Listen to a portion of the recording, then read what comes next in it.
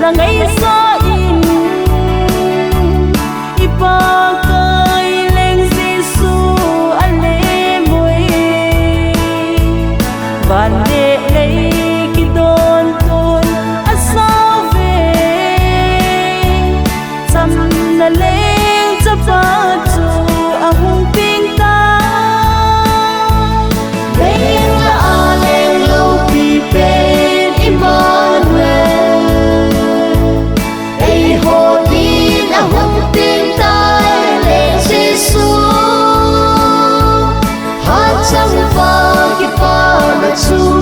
chẳng tao về hình hàng leo tê cái ba là thu hoa hi alo pin aki đang nghe có cái pin hi so là mà mi chính tên a si duy một nỗi nung a hình nghe lên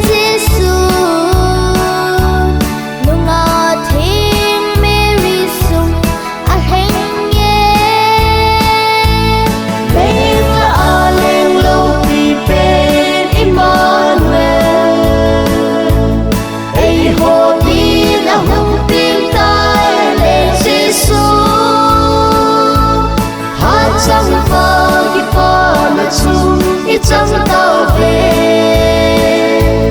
hình hàng leo tê cái ba là thu hoa hi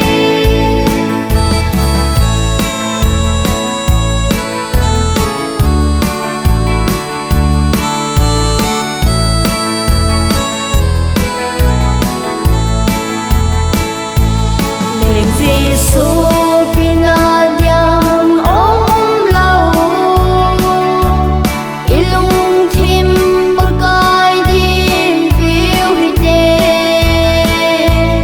cần ăn con ghen thế là miếng bông tê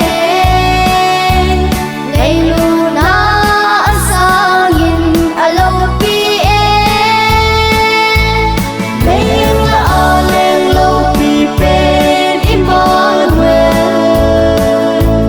ai hồ tin a hùng tin tai lên Giêsu hát chẳng vào cái ba là chung chẳng tao về